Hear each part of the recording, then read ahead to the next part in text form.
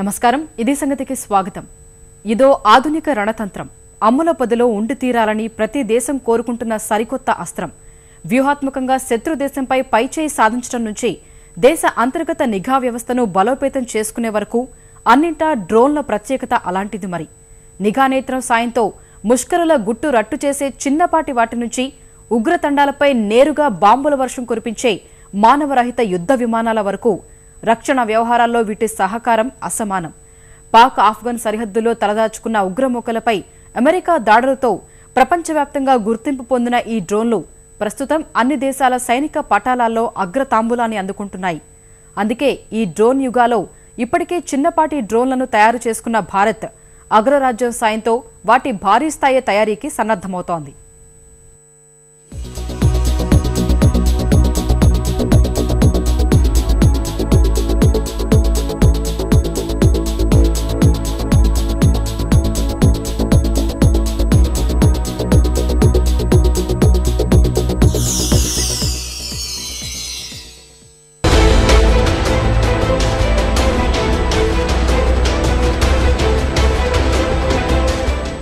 Drone మానవరహిత యుద్ధ విమానం. ఈ పేరు వినగానే ఎవరికైనా టక్కున గుర్తుకు వచ్చేది అమెరికా. పాక్ ఆఫ్ఘనిస్తాన్ సరిహద్దుల్లో ఆ దేశం జరుపుతున్న దాడులు, కొండలు, మారుమూల ప్రాంతాల్లో నక్కిన ఉగ్రవాదులను డ్రోన్ల సాయంతోనే అగ్రరాజ్యం ఏరేస్తోంది. అమెరికా నిఘా సంస్థ CIA నిర్వహిస్తున్న దాడులతో విస్తృత ప్రాచుర్యం పొందిన ఈ మానవరహిత విహంగాలు అభివృద్ధి చెందిన దేశాల సైనిక అవసరాలు తీర్చడంలో ప్రముఖ పాత్ర పోషిస్తున్నాయి. ఆయా దేశాల నిఘా అవసరాల్లోనూ ముఖ్య భూమిక వీటిదే. అందుకే ప్రతి దేశం ఈ తరహా యుద్ధ విమానాలు తమ సైనిక క్షేత్రంలోనూ ఉండి తీరాలని బలంగా కోరుకుంటున్నాయి. వ్యూహాత్మకంగా ఓ దేశ సైనిక శక్తిని దివినీకృతం చేసే డ్రోన్లు అంతే స్థాయిలో మానవ హక్కులను కాలరాస్తున్నాయన్న వాదనలు వినిపిస్తున్నాయి. డ్రోన్ అనేది రోబోటిక్స్ రంగంలో అత్యంత ఆధునికమైన ఆవిష్కరణ. నేలపై నుంచి సంకేతాలిస్తూ నియంత్రిస్తే చాలు, మానవ శ్రమ అవసరం లేకుండానే అప్పగించిన పనిని అలవోకగా చేసేస్తుంది. మారుతున్న కాలంతో పాటే ప్రపంచవ్యాప్తంగా సైనిక అవసరాలు మారుతున్నాయి. డ్రోన్లను కలిగి ఉండటాన్ని భద్రతపరంగా ప్రయోజనకరంగా భావిస్తున్నాయి. డ్రోన్లు ఉంటే చాలు, నిఘాపరంగా పటిష్టంగా ఉన్నట్లేనని ఆయా దేశాలు లెక్కలేసుకుంటున్నాయి. ఈ విషయంలో అమెరికా, బ్రిటన్ ముందంజలో ఉన్నాయి. ఇటీవలే అమెరికా తీర్చిదిద్దిన MQ-9 రీఫర్, MQ-1B ప్రిడేటర్ డ్రోన్లు ఎంతోమంది ముష్కరుల్ని మట్టుబెట్టడంలో తోడ్పడ్డాయి. అమెరికా నిఘా విభాగం CIAకి అండగా నిలిచాయి.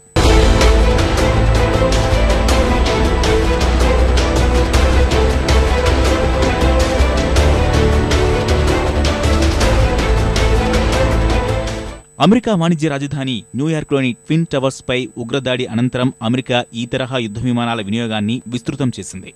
పాక్ ఆఫ్ఘనిస్తాన్ సరిహద్దుల్లోని గిరిజన తండాల్లో తలదాచుకుని సీమాంతర ఉగ్రవాదాన్ని పెంచి పోషించడమే లక్ష్యంగా పెట్టుకున్న ఉగ్రతాండాలపై డ్రోన్ల సాయంతో అమెరికా నిఘా సంస్థలు విరుచుకుపడుతున్నాయి. గత దశాబ్ద కాలంలో వాయువ్య పాకిస్తాన్లో వందల్లో డ్రోన్ దాడులు జరిపిన అగ్రరాజ్యం ఎంతోమంది తాలిబాన్, ఆల్-ఖైదా అగ్రనేతలను మట్టుబెట్టింది. అంతేకాదు పదుల్లో కింది స్థాయి ఉగ్రనేతలను అంతమొందించింది.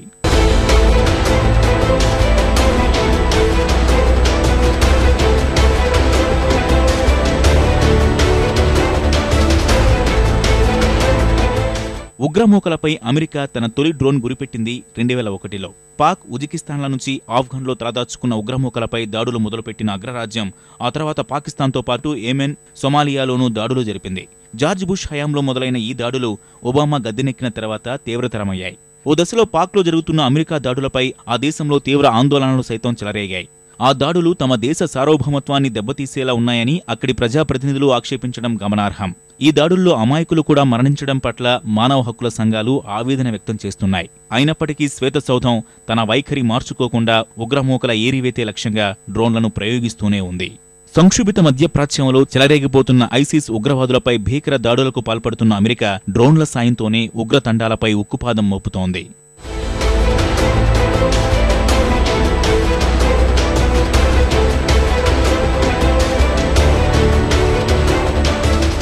ఉగ్రవాదుల పేచమణచడంలో ఈ డ్రోన్లను విరివిగా వినియోగించుకుంటున్న అమెరికా వాళ్ల సైనికులకు ఇచ్చే శిక్షణలోనూ వీటిని విస్తృతంగా వాడుకుంటున్నాయి. 1997 నుంచి మానవరహిత యుద్ధ విమానాల సాయంతో లక్ష్యాలను ఛేదించడం పట్ల తమ సైన్యానికి శిక్షణ ఇస్తోంది. మొదట్లో 80 F-4 యుద్ధ విమానాలను ఉపయోగించిన అమెరికా ఇప్పుడు వాటి స్థానంలో F-16 మానవరహిత యుద్ధ విమానాలను వాడుకుంటోంది.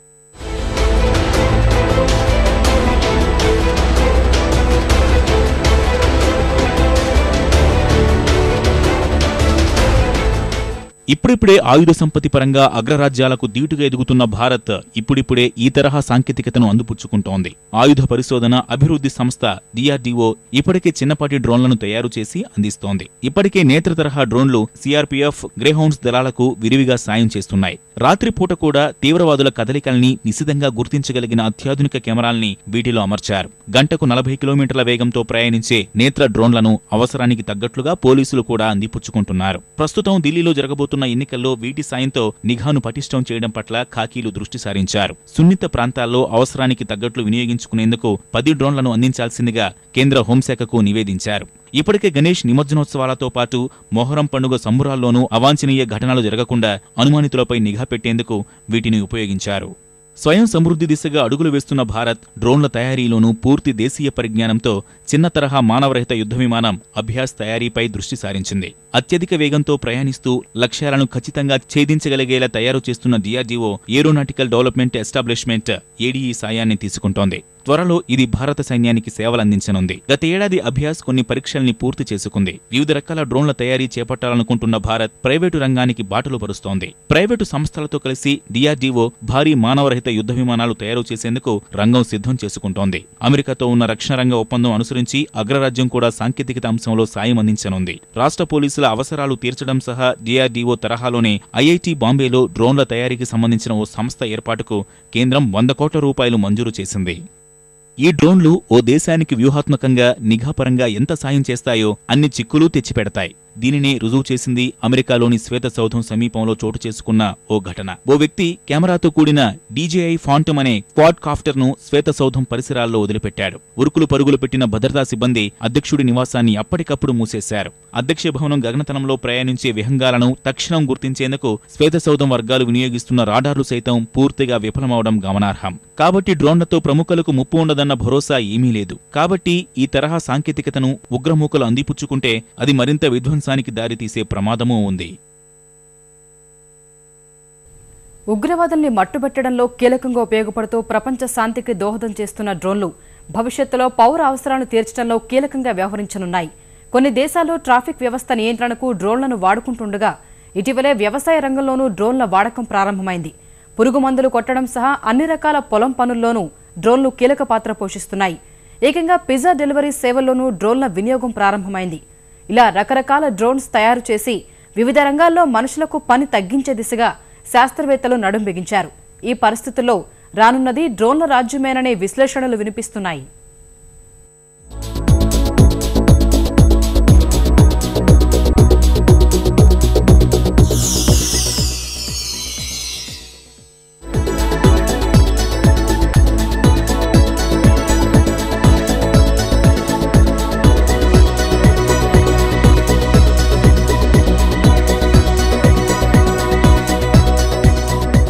మన దేశంలో మహిళలపై పెరుగుతున్న అత్యాచారాల పట్ల సర్వత్రా ఆందోళన వ్యక్తమవుతున్న వేళ డ్రోన్లు పరిష్కారంగా మారే అవకాశం కనిపిస్తోంది. ఓ ఉద్యోగినిపై ఉబేర్ క్యాబ్ డ్రైవర్ అత్యాచారానికి పాల్పడిన ఘటన తర్వాత నైట్ విజన్ కెమెరాలు బిగించిన డ్రోన్లతో వీధుల్లో పహారా చేపట్టాలని ఢిల్లీ పోలీసులు నిర్ణయించారు. నేరాలు ఎక్కువగా జరిగే జనసంచారం లేని ప్రాంతాల్లో డ్రోన్లను సంధిస్తే నేరాలకు అడ్డుకట్ట వేయొచ్చని వారు భావిస్తున్నారు. 200 మీటర్ల ఎత్తులో మోహరించే డ్రోన్లు సుమారు 4 కిలోమీటర్ల ప్రాంతంపై నిఘా వేసే సామర్థ్యాన్ని కలిగి ఉంటాయని వివరించారు. ఏవైనా అనుమానాస్పద సంఘటనలు జరుగుతున్నట్లు అనుమానం వస్తే ప్రత్యేక దళాలు తక్షణం అక్కడకు చేరుకుంటాయి. ఆయా ఫోటోలు, వీడియోలు సాక్ష్యాలుగా కూడా ఉపయోగపడతాయి.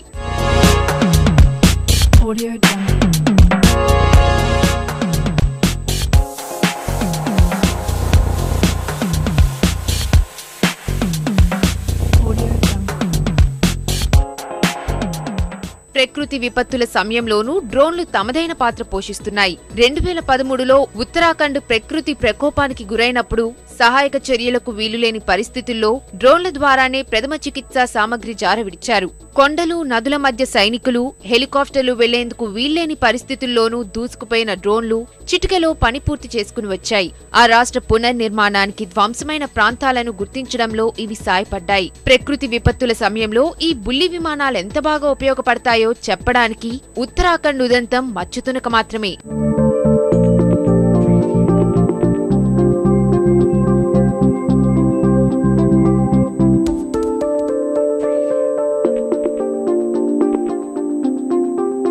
వైద్యపరంగా అత్యవసర సమయాల్లోనూ డ్రోన్లు ఎంతగానో అక్కరకు వస్తాయని ఇప్పటికే నిరూపితమైంది. ఎవరైనా గుండెపోటుకు గురైతే ప్రాణాలను నిలబెట్టే కీలక సరంజామాను తక్షణం అంబులెన్స్ డ్రోన్ల ద్వారా చేరవేసేందుకు వీలుంది. ఘటనా స్థలం నుంచి స్క్రీన్ పై అప్పటికప్పుడు ప్రత్యక్ష ప్రసారాలను పునరుద్ధరించేందుకు డ్రోన్లు ఉపయోగపడనున్నాయి. పలు పరిశోధనల్లో భాగంగా మనుషులు ప్రవేశించలేని సముద్ర, అటవీ ప్రాంతాల సమాచారాన్ని డ్రోన్లు సునాయాసంగా సేకరిస్తున్నాయి.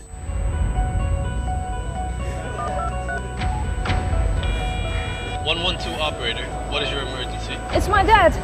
I think he had a heart attack. Please help. He's not breathing anymore. Please stay calm. What's your name?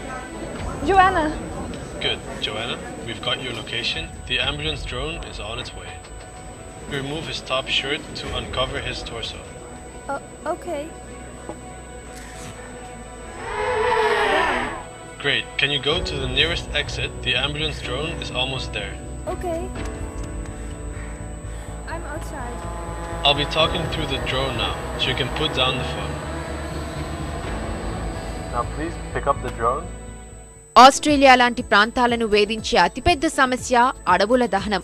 ఆయా ఘటనల్లో వెలకట్టలేని ప్రకృతి సంపద బూడిదపాలు కావడం సహా వేలాది మంది సిబ్బంది శ్రమ, కోట్లాది రూపాయల ఖర్చు ఎనలేని నష్టాన్ని మిగులుస్తోంది. దీనికి విరుగుడుగా వేసవిలో ఆయా ప్రాంతాల్లో సెన్సార్లు బిగించిన డ్రోన్లను మోహరిస్తే అగ్ని ప్రమాదాల్ని ముందే గుర్తించి నివారించొచ్చనే ప్రణాళికలు పరిశీలనలో ఉన్నాయి. చిత్ర నిర్మాణం, వీడియోగ్రఫీ రంగాల్లో ఈ డ్రోన్లు కొత్త అధ్యాయాల్ని సృష్టించేందుకు సిద్ధమవుతున్నాయి. ప్రయోగాత్మక దశలో అవి ఇచ్చిన సత్ఫలితాలతో చిత్ర నిర్మాణ రంగంలోని పలు సంస్థలు డ్రోన్ కెమెరాల వినియోగానికి సన్నద్ధమవుతున్నాయి. వారి అవసరాలను గుర్తించి ఇటీవలే అమెరికా ప్రభుత్వం 6 హాలీవుడ్ నిర్మాణ సంస్థలకు డ్రోన్ల వాడకానికి అనుమతించింది. దీంతో కీలక సన్నివేశాల చిత్రీకరణకు ఎదురవుతున్న వ్యయప్రయాసలన్నీ డ్రోన్ల రాకతో తప్పే అవకాశముంది. వేడుకలు, ప్రత్యేక కార్యక్రమాల సంగతి సరేసరి. ఈ ఏడాది నూతన సంవత్సర వేడుకల్ని నింగి నుంచే చిత్రీకరించేందుకు ఆస్ట్రేలియా డ్రోన్లనే రంగంలోకి దించింది. బాణాసంచా మెరుపులతో నూతన సంవత్సరానికి ఘనంగా ఆహ్వానం పలుకుతుండగా ఆయా డ్రోన్లు 1000 అడుగుల ఎత్తులో ఎగురుతూ వేడుకలను చిత్రించాయి. రాత్రి 9, 10:30, అర్ధరాత్రి 12 గంటలకు 3 విడతలుగా జరిగిన వేడుకలను మా ఒపేరా హౌస్, మా బ్రిడ్జి చుట్టూ తిరుగుతూ బాణాసంచా వెలుగుల కంటే పైనుంచి వాటిని అందంగా చూపాయి.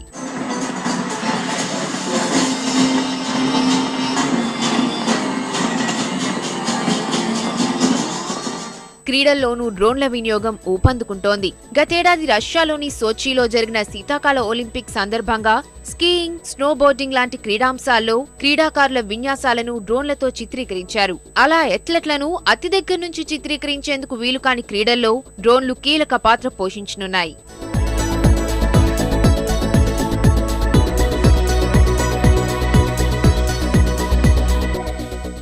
ఆన్లైన్ వాణిజ్య దిగ్గజం అమెజాన్ డ్రోన్లతో వస్తు రవాణాలో విప్లవాత్మక మార్పులు తీసుకొచ్చేందుకు సిద్ధమైంది. అమెరికా శాన్ ఫ్రాన్సిస్కోలో సంస్థకు గల భారీ పార్సిల్ సెంటర్లో సీఈఓ జెఫ్ బిజోస్ ఆ డ్రోన్లను ప్రదర్శించారు. 5 పౌండ్లలోపు బరువుండే పార్సిళ్లన్నింటినీ 10 మైళ్ల దూరంలోని ప్రాంతాలకు ఆక్టోకాప్టర్లు అనే డ్రోన్ల ద్వారానే అందజేయాలని భావిస్తున్నట్లు తెలిపారు. మరో 3-4 ఏళ్లలో డ్రోన్ల ద్వారా వస్తు రవాణాను విస్తృతంగా అమల్లో పెడతామన్నారు.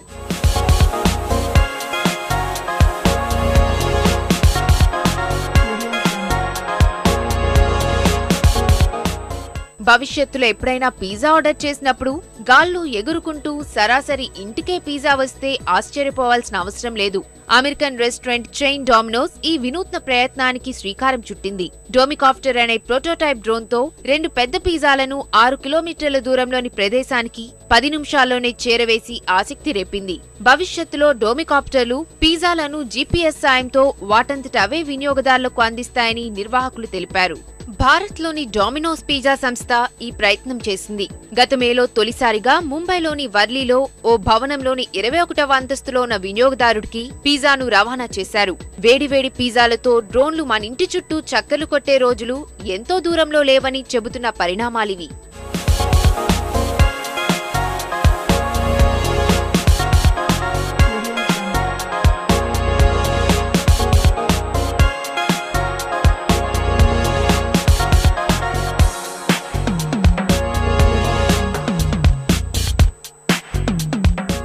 అమెరికాలో మానవతావాదుల కార్యక్రమాలకు డ్రోన్లు తమ వంతు సాయాన్ని అందిస్తున్నాయి. వినోదం కోసం అకారణంగా నక్కలు, పావురాలను వేటాడే వారిపై డ్రోన్లతోనే నిఘా పెట్టారు. అయితే డ్రోన్లపైన తుపాకీతో దాడికి దిగిన వేటగాళ్లు తమ వ్యక్తిగత స్వేచ్ఛకు డ్రోన్లు భంగం కలిగిస్తున్నాయంటూ వాపోయారు. ఈ పరిస్థితుల్లో ఏ ప్రాంతాల్లో మూగజీవాలు మనుష్యుల అకృత్యాలకు గురవుతాయో అక్కడ డ్రోన్ల సాయంతో నిఘా ఏర్పాటు చేస్తామని జీవకారుణ్య సంస్థ పెటా ప్రకటించింది.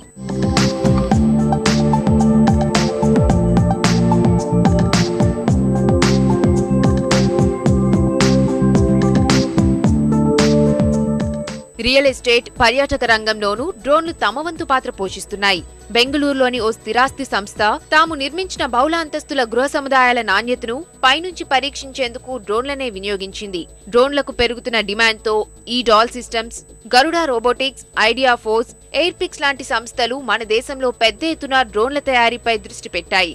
ఒక్కో డ్రోన్ కు 5 లక్షల రూపాయల నుంచి 25 లక్షల వరకు వసూలు చేస్తున్న ఆయా సంస్థలు 3-4 నెలల వ్యవధిలో తయారు చేసి అందిస్తున్నాయి.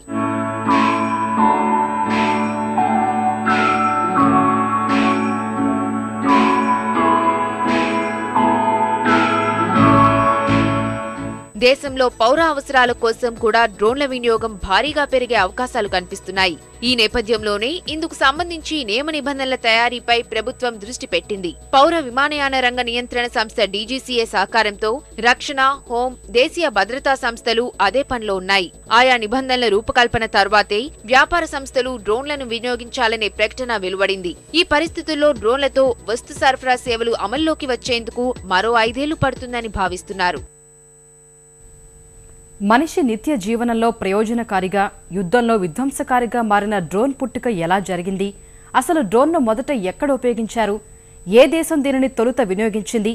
ఇందుకు దారితీసిన పరిస్థితులేంటి? డ్రోన్ పరిణామ క్రమాన్ని ఇప్పుడు తెలుసుకుందాం.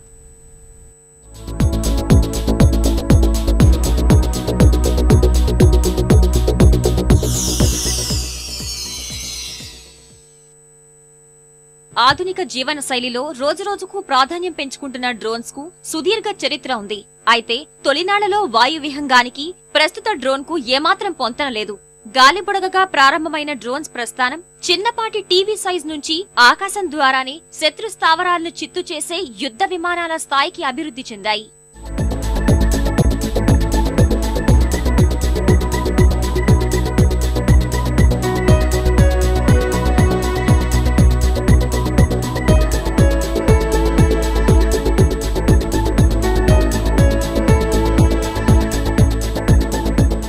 డ్రోన్ పరిజ్ఞానం పుట్టింది మాత్రం గాలిబుడగల నుంచే. చిన్నపిల్లలు ఆడుకునే భారీ సైజులలో ఉండే గాలి బుగ్గల నుంచి ఇంతింతై వటుడింతై అన్నట్లుగా వాయువిహంగాల స్థాయికి చేరింది. 1849 ఆగస్టు 22న ఆస్ట్రేలియా యుద్ధ సమయంలో పేలుడు పదార్థాలతో నింపిన 200 గాలి బుడగలను ఇటాలియన్ నగరం వెనీస్ పైకి వదిలింది. ఇది అనుకున్న లక్ష్యాన్ని చేరకపోయినప్పటికీ డ్రోన్ రూపకల్పనకు నాంది పలికింది.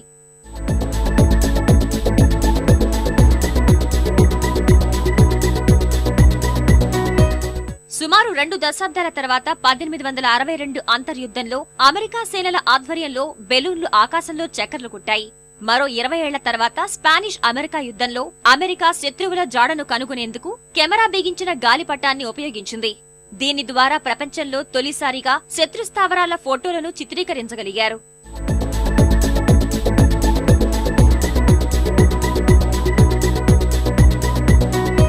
ఇక మొదటి ప్రపంచ యుద్ధ సమయంలోనే డ్రోన్ రూపకల్పన దిశగా అడుగులు పడ్డాయి. అనేక దేశాలు ప్రత్యర్థుల శత్రు స్థావరాలను కనుగొనేందుకు ఆధునిక పరిజ్ఞానాన్ని ఉపయోగించాయి. అమెరికా రాయల్ కార్ప్స్ బృందాలు సుమారు 10,000 ఏరియల్ చిత్రాలను చిత్రీకరించాయి. ఇదే శత్రువుల వివరాలు తెలుసుకునేందుకు భవిష్యత్తులో ఆధునిక పరిజ్ఞానానికి నాంది పలికింది.